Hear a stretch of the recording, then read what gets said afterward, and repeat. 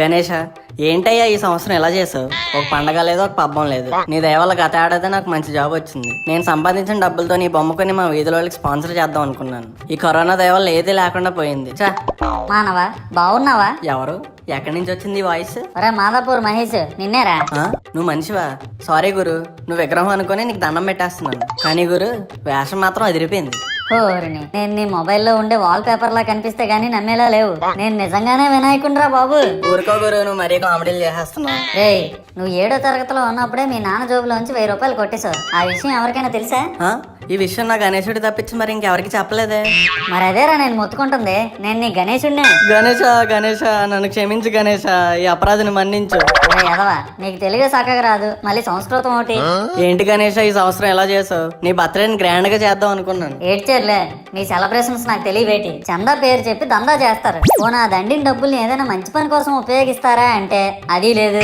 పైగా నా విగ్రహాన్ని కొనడానికి పెళ్లి సంబంధాల్లో పిల్లని చూడడానికి వెళ్ళినట్టు పలోమను 10 మంది వెళ్తారు. అందులో ఒకటికి ఆ బొమ్మ నచ్చిందని, ఇంకోటికి ఈ బొమ్మ నచ్చిందని. నా కర్మ ఏంటంటే అక్కడ ఉన్నవన్నీ నా బొమ్మలే. మళ్ళీ తీరా 10 మందికి ఒక బొమ్మ నచ్చాక అమ్మేటోడు అలుసుగా తీసుకొని 10,000 15,000 అని బాంబు పేలుస్తాడు. ఎందుకురా బాబు ఇంత రేట్ అంటే, కలకత్తా నుంచి తెప్పించాం అంటాడు. నాకు అర్థం కానిది ఏంటంటే, ఎక్కడైతే నేను కలకత్తా నుంచి అయితే నాకన్నా మునగాడు వస్తాడా, అక్కడ కూడా నేనే కదా.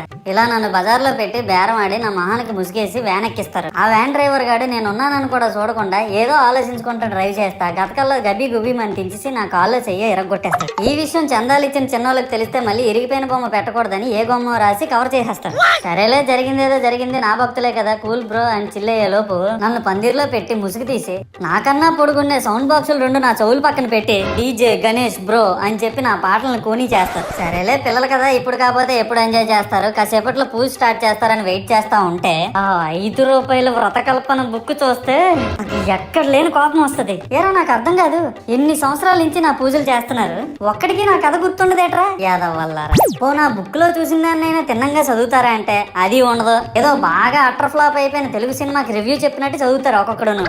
ఇంకా తర్వాత 9 రాత్రుల పాటు నాకు ఎన్ని సినిమాలు చూపించాలో అన్ని సినిమాలు చూపిస్తారా. ఇందులో ఫన్నీ పార్ట్ ఏంటంటే, నేను ఎన్ని బ్యాచ్లను చూస్తాను తెలుసా? ప్రతి వీధి పందిరి దగ్గరికి తిరుగుతూ నా విగ్రహాలకు రివ్యూ ఇచ్చే బ్యాచ్ ఒకటి, ప్రసాదాల కోసం ప్రతి పందిరి దగ్గరికి తిరిగే బ్యాచ్ ఇంకొకటి. ఇంకా దరిద్రం ఏంటంటే, నాకు కొట్టిన కొబ్బరికాయలు ఏమైనా మిగిలిపోయేమో వాటిని తీసుకెళ్లి పచ్చడి చేసుకుందాం అనే బ్యాచ్ ఒకటి. ఇవన్నీ చూస్తూ 9 రాత్రులు గడిపాక సరేలే సాయంత్రం అనిపిస్తారులే అని కాలు మీద కాలు వేసుకొని కూర్చుంటే అప్పుడు మొదలవుతాదిరా నా నిమజ్జనం వ్యాన్ ముందు 90 వేసి నాగిని డాన్స్ చేస్తారు. అంటే నాకు అర్థం కాదు, 9 రోజులు వాళ్ళతో కలిసి ఉన్నానని నన్ను కూడా వాళ్ళ ఫ్రెండ్ లా ట్రీట్ చేస్తారా ఏంటి? అబ్బా అబ్బా అబ్బా అబ్బా, మునిగినంత వరకు మనశ్శాంతి ఉండదురా బాబు నాకు. అంటే ఆ మాత్రం హడావడి లేకపోతే నీ గొప్పతనం 10 మందికి ఎలా తెలుసు స్వామి? ఇవన్నీ నీకు గొప్పలాగా ఉన్నాయారా?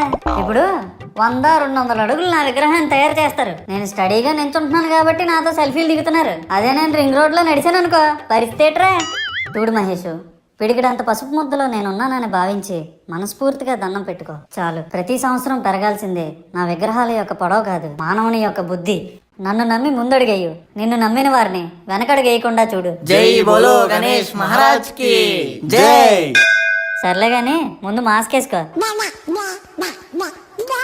నా భక్తులు 50 మందికి విజ్ఞప్తి, ఈ వీడియో కనుక నచ్చినట్టయితే లైక్ చేయండి, షేర్ చేయండి, కామెంట్ చేయండి. అలాగే ఫిల్మీ మూజీ ఛానల్ మాత్రం సబ్స్క్రైబ్ చేసుకోవడం మర్చిపోకండి. సబ్స్క్రైబ్ బటన్ పక్కనే గంట ఉంటుంది, దాన్ని కొడితే నాకు గంట కొట్టినట్టే.